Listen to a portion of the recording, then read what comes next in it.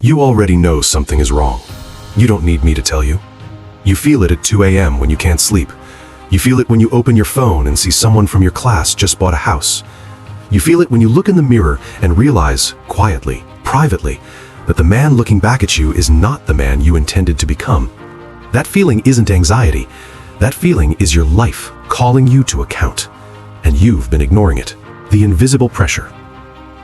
Let me tell you what your life actually looks like right now. Not the version you post, not the version you show at family dinners. The real one. You wake up, and before your feet touch the floor, the weight arrives. Rent, EMIs, credit card, phone bill, maybe a loan your parents took out that somehow became yours to manage. Maybe a younger sibling's education. Maybe a wedding that everyone expects you to fund with money you haven't made yet. Nobody handed you a map for this. Nobody told you that in your late 20s and your 30s, the pressure doesn't build slowly. It arrives all at once, like a room with the walls closing in. And you're supposed to smile through it. You're supposed to seem fine, because that's what men do, right? You stand at family gatherings and people ask how work is going, and you say, good. Because I feel trapped, underpaid, overlooked, and I'm not sure I'm even on the right path isn't an acceptable answer. So you carry it, quietly. You look around and your friends are moving, getting promotions, getting married, having children, buying cars, moving to better apartments.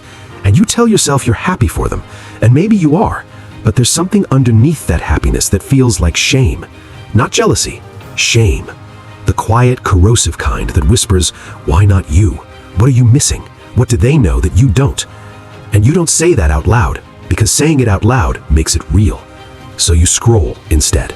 You watch instead. You distract instead, and the gap between who you are and who you intended to be gets a little wider every single day. Your parents are getting older. You notice it now in small things, the way your father moves a little slower, the way your mother asks about your future with a kind of urgency that wasn't there 5 years ago. They don't say it directly, but you understand. They're counting on you. Not in a manipulative way, in the most real way.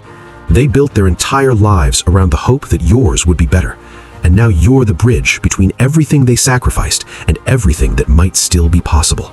That weight is real. It is absolutely devastatingly real, and no one is going to acknowledge it for you. Internal war.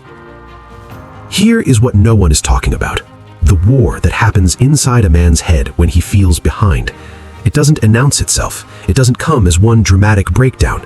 It comes as a thought at 11 p.m. when you're lying in bed, tired but unable to sleep. Am I good enough?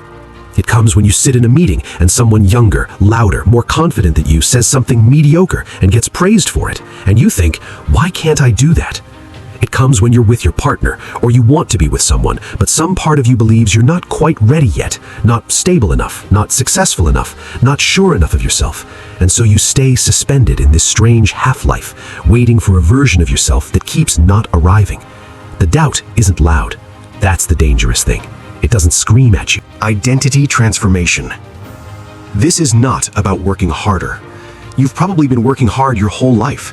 You know how to push, you know how to endure, you know how to tolerate discomfort. This is about something different.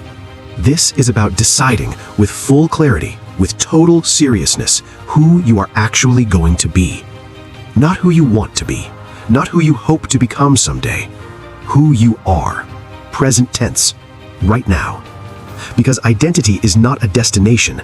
Identity is a decision you make and then honor, especially when you don't feel like it, especially when nobody is watching, especially when the results haven't arrived yet. The man who builds something real is not the man who waited until he felt confident. He is the man who acted before the confidence arrived and built the confidence from the action. Discipline is not a habit. Discipline is an identity. There's a difference between a man who tries to be disciplined and a man who is disciplined. One is negotiating with himself constantly. The other has already decided. When you have already decided who you are, the morning alarm is not a fight. The decision was made before you went to sleep. When you have already decided who you are, the distraction doesn't pull you as hard because you know what you're doing and it matters, and the distraction knows it too. That certainty, that quiet, non-performative certainty is what makes a man magnetic. Not his muscles, not his car, not his titles. The way he moves through a room like he knows exactly where he's going. The way he doesn't need to explain himself to people who don't matter. The way he is not visibly rattled by chaos because he has already been through chaos inside himself and came out the other side with something solid. That is what you are building. Not a persona, a foundation. Emotional control is not coldness, it is power. The man who can hold his composure when everyone around him is panicking, that man leads. That man is trusted. That man becomes the person others call when things get difficult. You build that by doing hard things in private, by sitting with discomfort instead of running from it, by letting the hard feeling come and staying anyway. Every time you do that, you are building something in you that cannot be bought, borrowed, or faked. Pain is not the enemy. Pain is the raw material. What you do with it, whether you let it shrink you or let it forge you, that is the entire story of a man's life. Practical power. Here is what this actually looks like in the real world. Your mornings belong to you, or they belong to everything else. There is no middle ground. The first hour of your day sets the trajectory of your psychology for the rest of it. When you wake up and immediately reach for your phone, you are handing the first and most fertile moments of your consciousness to other people's agendas, other people's emergencies, other people's opinions. You have been doing this so long that it feels normal. It is not normal. It is surrender. Reclaim that hour, completely, ruthlessly. Move your body, sit with your thoughts, write one thing you are committing to today. Read something that makes you sharper. Do this in silence. Not every transformation announces itself. The most dangerous version of you will be built in quiet, in early mornings before anyone else is awake, in late evenings after everyone else has stopped, in the patient, consistent accumulation of work that doesn't go viral and doesn't get applause. Real momentum is invisible until suddenly it isn't. Stop explaining yourself. This one will change your life more than almost anything else. Every time you over-explain your decisions to people who didn't ask for your reasoning, you are leaking power.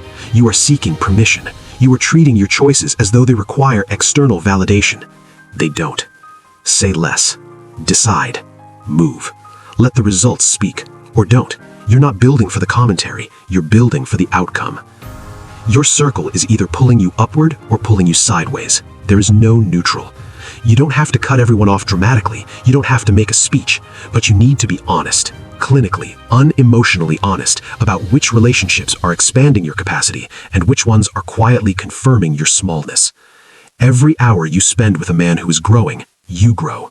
Every hour you spend with someone who has made peace with stagnation, you negotiate with yours. This is not judgment. This is physics. Uncomfortable action, daily, is the single most direct route to becoming someone you respect. Not comfortable action, not optimized action, not action when you feel ready,